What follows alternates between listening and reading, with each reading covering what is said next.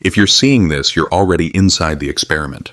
Not a lab experiment with wires and white coats, but the quiet one that has been running in the background of your life. You feel it most at night when the notifications finally slow down, and the city hum sinks into a low, steady murmur. There's a moment usually just before midnight when the air feels different, as if the world takes a breath and waits to see what you will do with it. Most people scroll past that moment. You were meant to ground in it. What if I told you that this before midnight window is not magic or superstition, but a threshold in your own attention? A daily reset point where your mind either replays the same story into tomorrow or quietly rewires the probability of what finds you next. Think of it like a railway switch in the dark. One tiny change in angle sends your whole timeline to a different station weeks or months from now. The stakes are simple. Either you ride the old loop again or you learn to steer the quiet current. Nikola Tesla understood something about that current. He spent long nights walking alone, holding ideas like electric storms in his hands, listening not to the noise of the world, but to the whispers underneath it.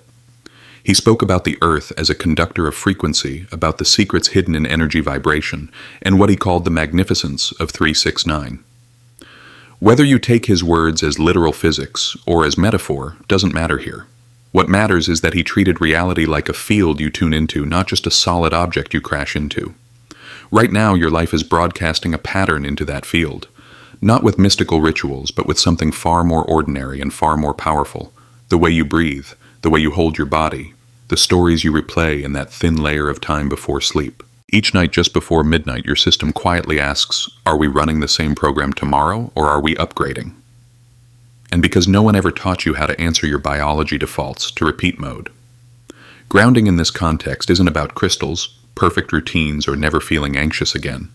It's about learning to stand on the riverbank of your own experience instead of being dragged by the current of every thought notification and unfinished conversation.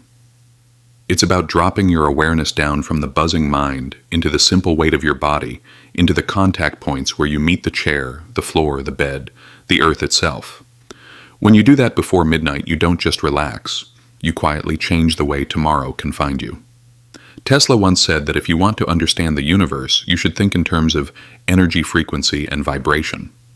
Tonight we're going to borrow that language as a mirror, not as medical advice or dogma. We'll explore how your attention acts like a tuning dial, how your breath becomes a grounding wire, and how stillness is less like doing nothing and more like taking the observer's seat in your own experiment. By the end of this, you'll understand why you were meant to ground before midnight, how to win the quiet current without forcing anything, and how to walk with Tesla not as a distant genius on a pedestal, but as a companion in learning to listen to the field that has been waiting for you all along. You've probably felt it, that strange sense that your life keeps changing costumes, while the same play runs underneath. New chats, new goals, new environments, but somehow the same tightness in your chest, the same arguments in different outfits, the same late-night thoughts. That's the reality loop, a fast sequence of trigger, breath, state, meaning, action, evidence. The real crisis is that it moves so quickly you rarely notice it. It feels like just how things are, when in fact it's simply how things have been encoded. Imagine a simple trigger. You open your banking app and see a number you don't like. Before you even think in words, your breath shrinks, your shoulders lift, your stomach clenches. From there, your mind reaches for the quickest explanation. It knows I'm failing, I'm not safe, I'll never catch up. These meanings are old. They belong to earlier chapters of your life. But because your body is bracing, they feel like fresh truth. Once that meaning lands, it pulls you into action. You might check the number 3 more times. You might start doom scrolling, comparing your life to other people's. You might overpromise at work, or cancel something that would have nourished you. Each of these actions spills a signal into the field around you, a strained tone, a distracted presence, a subtle withdrawal. Other people feel those signals and respond from their own loops. Their reactions become your evidence. Your nervous system quietly concludes, see, I really am behind. Now the loop is complete. Next time a money trigger appears, the path from trigger to breath to story is faster. Swap money for love or work or self-worth and you'll find similar tracks. A slow reply, a neutral look, a small mistake that becomes in your inner story proof that you're an imposter. The details change, the underlying pattern doesn't. Trigger breath meaning action evidence. Current, not riverbank. The deeper crisis is that you forget there is an observer in you who can sit on that riverbank and watch this whole mechanism. When you're in the water, every wave feels personal and final. When you sit on the bank, you see that the same bends in the river keep repeating. But modern life trains you to live in the current. 100 tiny triggers live in your phone alone. Each one nudges your breath, tilts your state, invites an old meaning. By midday, you can run the loop many times without realizing it. Tesla's long, solitary walks at night are a useful metaphor here. He stepped away from the noise to listen for the deeper hum of the field. You have that hum inside you too, but your attention has been trained to lock onto static. Your breath follows that training, rehearsing the pattern of bracing and rushing.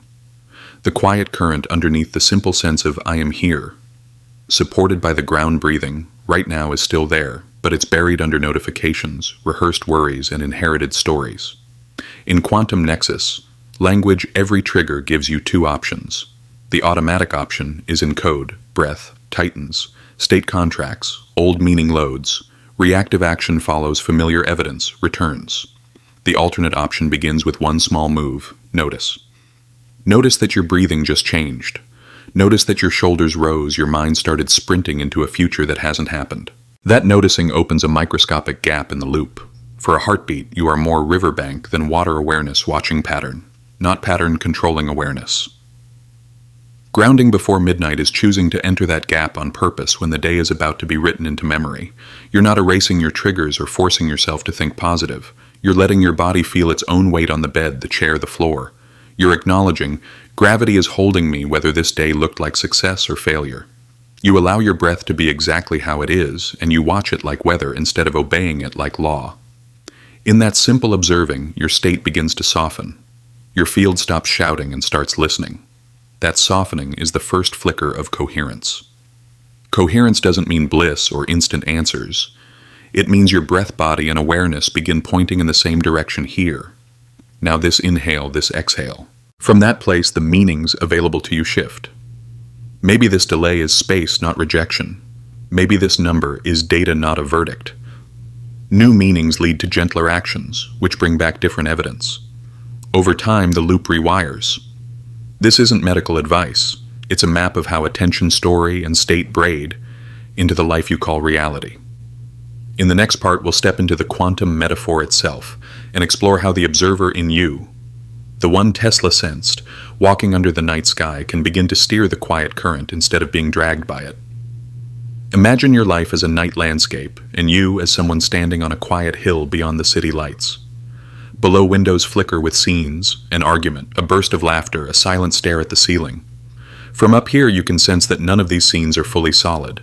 They are like soft outlines that harden into reality only when someone steps into them with a particular mood, story, and breath. That's how we'll use quantum. Tonight, not as equations, but as a mirror for how your awareness and body decide which version becomes real. In physics, the observer effect hints that at small scales, what appears is tied to how it is observed. We're not turning that into a strict claim. We're using it as an emotional metaphor you already know.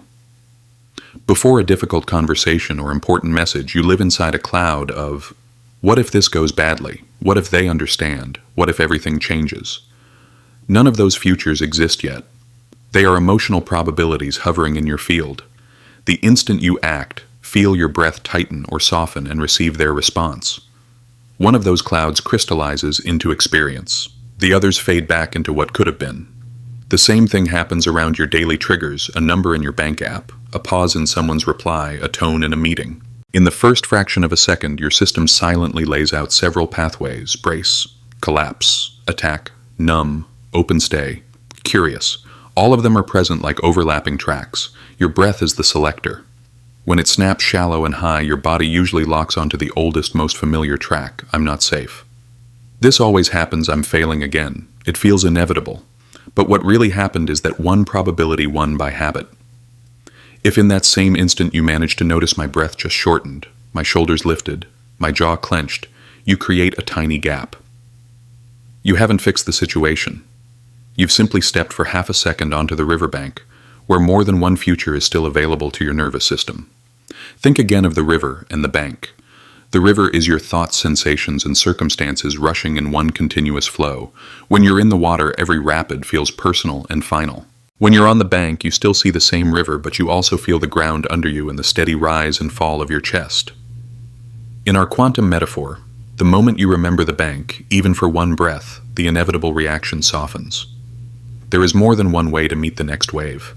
The external trigger hasn't changed. The field of responses inside you has. This is why the minutes before midnight matter. That's when your mind often runs a highlight reel of the day, mistakes awkward moments, unfinished tasks. If you lie there and unconsciously replay them with tight, shallow breathing, you reobserve the same scenes from the same contracted state and quietly instruct your system. Encode this as who I am.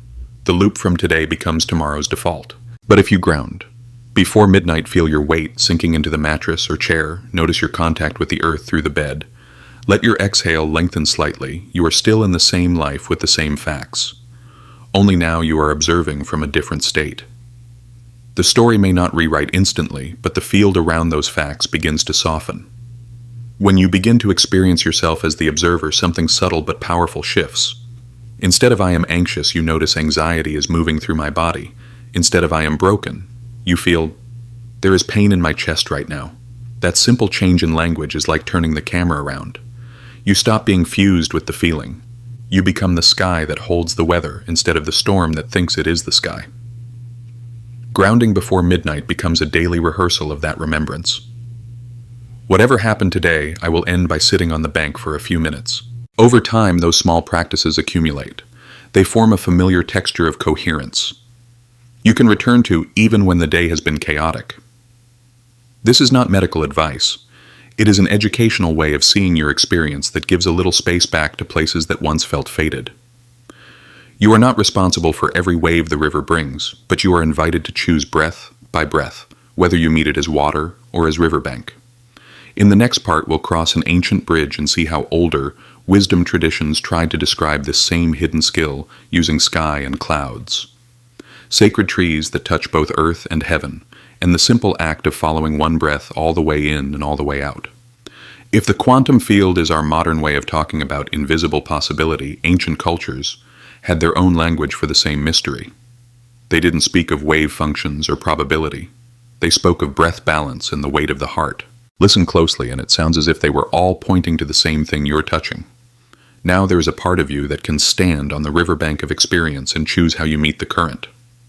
Here we'll walk with two older maps, Buddhist breathing and Egyptian ma'at, not as beliefs you have to adopt, but as mirrors for the quiet skill you're learning to remember before midnight. Imagine you are sitting beneath a night sky in ancient India. A teacher invites you to focus on one simple thing, the breath moving in and out of your body. They call this anapanasati, mindfulness of breathing. You're told not to force the breath, not to chase visions, only to feel each inhale arrive and each exhale depart like waves touching and leaving the shore. At first your mind rebels. It jumps to plans, worries, unfinished conversations. But the instruction is always the same. Notice the breath. Notice the body. Notice the knowing that is aware of both. In that repeated returning, the riverbank appears. Buddhist texts use the image of sky and clouds. Thoughts, moods, and sensations are the clouds shifting in shape and speed. Awareness is the sky itself, vast, unhurt, patient. When you ground before midnight by feeling your weight, listening to your breath, and letting your attention rest, you are quietly doing anapanasati in your own language. You're not trying to control which clouds appear. You're remembering that you are also the sky. You allow the day's stories to drift by while you keep one small part of you anchored in the sensation of breathing. Now shift scenes to the Nile, to torchlight on temple walls. Ancient Egyptians spoke of ma'at, the principle of truth, order, and balance that kept both the cosmos and the human heart aligned.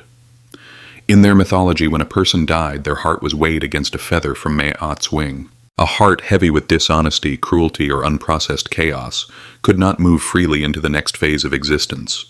You don't have to take this as literal law for the afterlife to feel what it points to. You already know what a heavy heart feels like at midnight.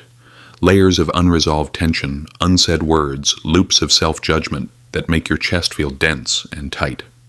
Seen through the Ma'at mirror, grounding before midnight becomes a tiny daily weighing ceremony. Not a judgment from some outer power, but an honest check-in with yourself. When you pause, feel the bed or chair holding you, and notice your breath, you are laying your heart on the inner scale. You're not pretending the day was lighter than it was. You're letting its weight be seen by the observer in you, and in that simple seeing, some of the extra heaviness begins to loosen. You silently acknowledge, This was hard, or I wish I had done that differently. And instead of spinning those thoughts into more turbulence, you let them drift like clouds across the night sky of your awareness. Tesla, wandering alone through dark streets, was playing his own version of this ritual. He walked as if the earth itself were an enormous conductor, and he was a moving point of awareness between ground and stars. You can picture him as a human bridge feat.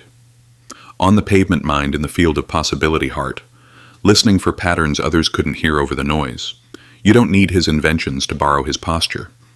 When you ground before midnight, you are doing something similar inside your nervous system, placing one hand metaphorically on the earth through your body's weight, and one hand on the sky through your capacity to watch the whole of your day from the riverbank, rather than from the most turbulent wave. These ancient images, the breath observed under starlight, the sky that holds all weather, the feather that measures the heart, the solitary figure walking between earth and heavens, are different ways of saying what you already sense. You are more than the rush of today's events. There is a still point in you that doesn't come and go with notifications or opinions. When you consciously enter that still point before midnight for a few minutes, you're not performing superstition. You're aligning inner maps, the quantum metaphor of observer and probability, the Buddhist sky, that allows all clouds the Egyptian feather, that invites balance, the Tesla-like walker who treats the earth as a living circuit. In the next part, we'll bring these symbols down into a repeatable practice, a way to ground, before midnight, that is simple enough to use and flexible enough to fit your body and life. Tonight you won't just hear about grounding, you'll practice it gently in real time. Think of this as a small experiment you run before midnight, a way to step onto the riverbank of your own system for a few minutes. There is nothing to prove. You can adapt everything to your body. If at any point you feel uncomfortable, lightheaded, or emotionally flooded, simply open your eyes, look around the room, feel something solid under your hands or feet, and let the exercise go. This is educational only, not medical advice or treatment. Set a simple scene. You don't need candles or rituals, only support a bed, chair, couch, or the floor, with your back against a wall. Let your body be as comfortable as practical. If it feels safe, soften the light or close your eyes so the day's images fade. Imagine Tesla on one of his night walks, listening beneath the city noise. Now you are doing the same, but inward, walking the streets of your own body to hear its quiet signals.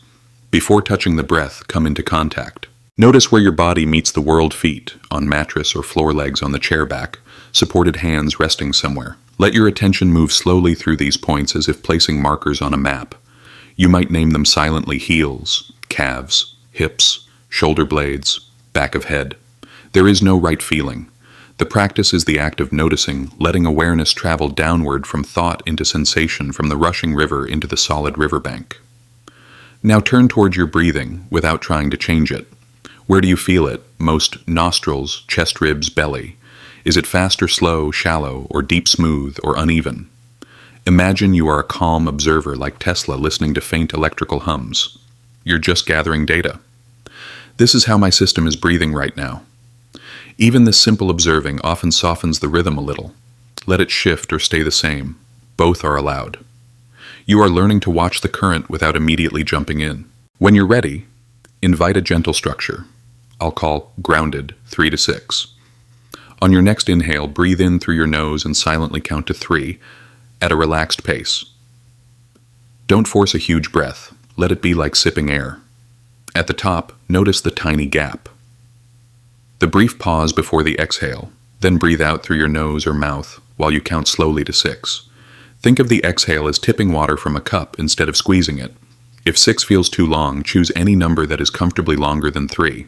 The exact numbers matter less than the feeling of longer, softer out-breaths. Continue this grounded 3 to 6 rhythm for a few minutes. On each inhale, feel expansion, chest or belly rising. On each exhale, feel gravity doing its work, shoulders dropping, jaw loosening, weight settling. Thoughts will appear. Let them drift like clouds across the sky of awareness. Your only task is to keep returning to 3 anchors: the ground that holds you, the breath that moves you, and the observer in you who notices both. Every cycle is a small act of coherence, lining up body, breath, and awareness in the same quiet direction. After a little while, add a soft question in the gap at the top of the inhale. What is one weight from today I can set down for now? Don't chase an answer. Allow a word, image, or feeling to arise on its own, like Ma'at's feather settling onto an inner scale. As you exhale for your 6 count, imagine that particular weight loosening its grip by even 1 notch. You're not denying responsibility or pretending nothing hurts. You're simply telling your system, we don't have to carry this at full volume through the night. Each exhale becomes a tiny rebalancing of the heart. To close, drop the counting, but keep the tenderness. Let your breath find its own pace and notice it. Sense your body as one field resting on the earth. You are the sky that holds the day's clouds and the ground that receives them. Before you move, whisper 3 simple sentences inside. I am here. I am breathing. I am allowed to rest. Feel how they land in your chest, your belly, your nervous system like roots taking hold in soil. This is your before midnight ritual of coming back to the riverbank. In the next part, we'll explore how this quiet grounding becomes a turning point. How you shift from victim of circumstance to conscious creator in money, relationships, and leadership while staying kind to the human heart that walks each of those paths. Up to this point, you've been learning to stand on the riverbank to feel that you are not only the water of your emotions and thoughts, but also the ground that holds the river's shape. The turning point comes when you realize this isn't just a calming trick for difficult nights. It is a way of shifting from victim of the current to quiet creator of how you move with it. The sequence you met earlier, trigger, breath, state, meaning action evidence, can either run you or be rewritten by you. The difference is not force, it is state. Think of state as the tone of your field in this moment. When your breath is shallow, muscles tight, attention glued to threat. Your inner stories naturally sound like survival scripts. There's not enough. I'm alone. I'm behind. From those stories, your strategies are defensive. You say yes when you mean no, or chase when you actually need to pause. The world then reflects that confusion back to you, and it feels like life is happening to you. When you ground even for 3 cycles of grounded 3-6, your state loosens. The stories available to you widen. Strategy stops being a panic response and becomes a considered choice. Bring this into the first scene, money. Imagine an unexpected expense or a lower than expected payment. The old loop fires trigger the number, breath, sharp inhale, held chest state, buzzing tight, meaning I'll never get ahead, action doom scroll, overwork or avoidance, evidence, fatigue, more mistakes, further scarcity. Tonight you interrupt the loop, not by denying the number, but by changing how you stand in relation to it. You step away from the screen plant, both feet on the ground, and run 3 rounds of grounded 3-6. Inhale for 3, exhale for 6. Notice the gap, feel your weight. As your state shifts from frantic to slightly more anchored, you ask in the gap, what is one coherent move I can make with this information? From that calmer state, the story changes from I'm doomed to this is data. Strategy follows 1 bill to renegotiate 1 subscription to cancel 1 honest conversation about value. Second scene, relationship. Picture a message left on, read a short reply or a distant tone from someone you care about. The old pattern might be immediate collapse or counterattack breath, goes shallow, stomach twists, story jumps, to they don't care or I'm too much. Action becomes pulling away or sending a sharp text. The evidence you collect, more distance, more misfires, seems to prove the story. This time, the moment you feel the sting, you pause.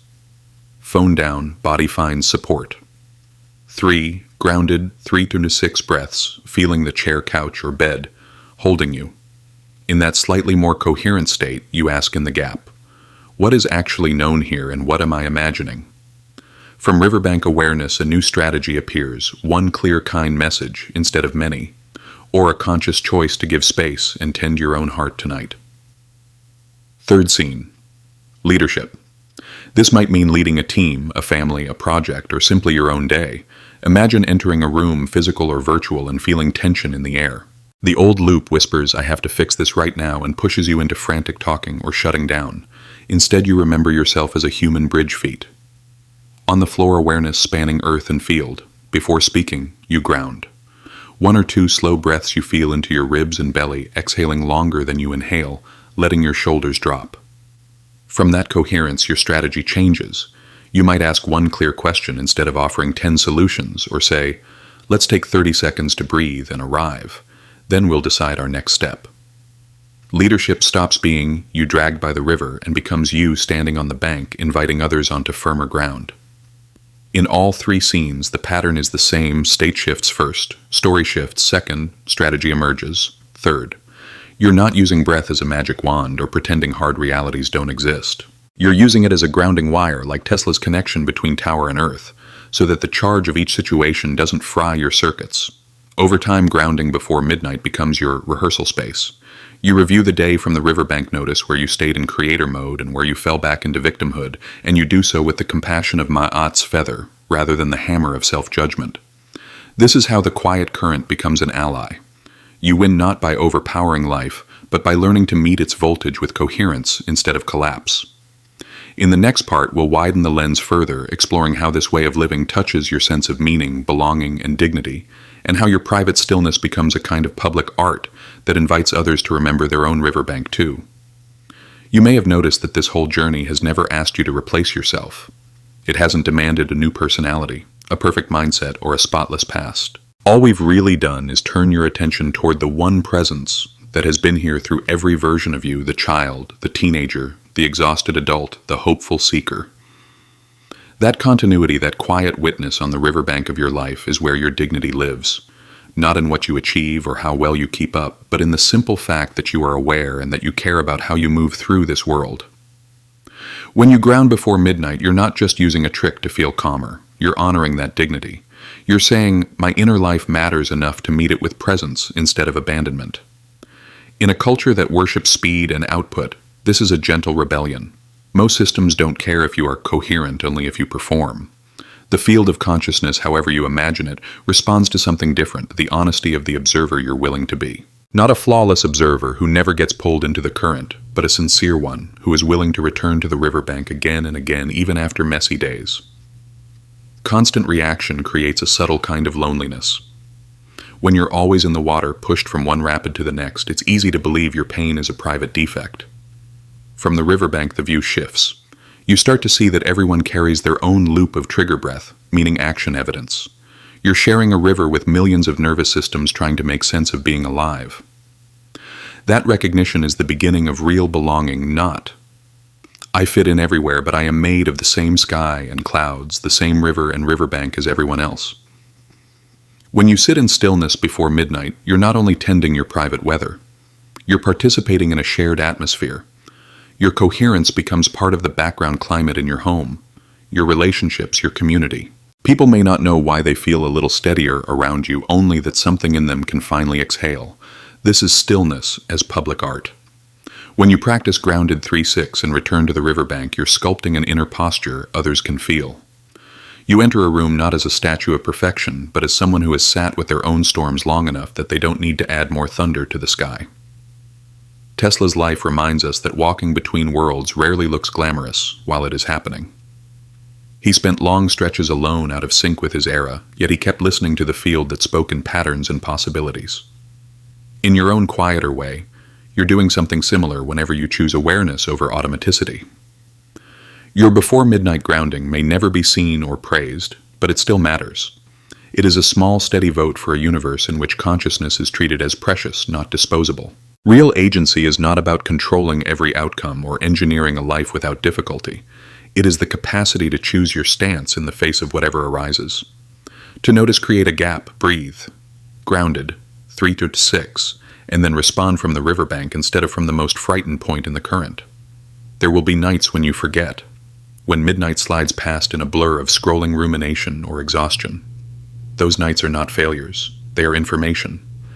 The riverbank does not vanish because you drifted back into the water. It waits. Your work is not perfection, but return. Each time you remember, even for one conscious inhale in a crowded room, you reinforce a quiet truth. You are allowed to begin again from this breath, in this body, on this ground. Meaning grows inside these returns. It doesn't arrive as a single grand purpose written in the sky. It emerges from small, repeated acts of alignment, from choosing to relate to your life instead of only trying to escape it. The philosophical heart of all this is simple and radical. You are both story and space, both character and observer, both the cloud and the open sky. Grounding lets these aspects coexist. You still answer messages, pay bills, face grief and delight. But somewhere in you the sky stays open, the riverbank stays firm, and Mayat's feather still measures the weight of your heart, with compassion instead of condemnation. The fact that you are here listening for a different way to meet the water already speaks of a resilience that doesn't need to shout.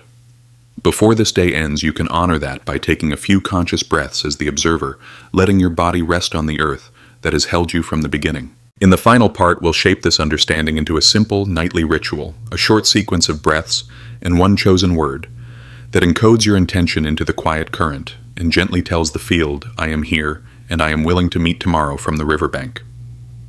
Take this last part not as theory, but as a live ritual. You've walked with Tesla through night streets, sat with Buddhist breath and Egyptian feather, stood on the riverbank of your own life, and watched the current rush by. Now we'll compress all of that into something small you can repeat before midnight. 3 coherent breaths, one chosen word, and a simple declaration that tells the field how you intend to meet tomorrow. If it feels safe, let your body find support. Feel the bed, the chair, or the floor taking your weight. Let your shoulders drop a little and your jaw loosen. You're not fixing your life in these moments. You're just arriving in it.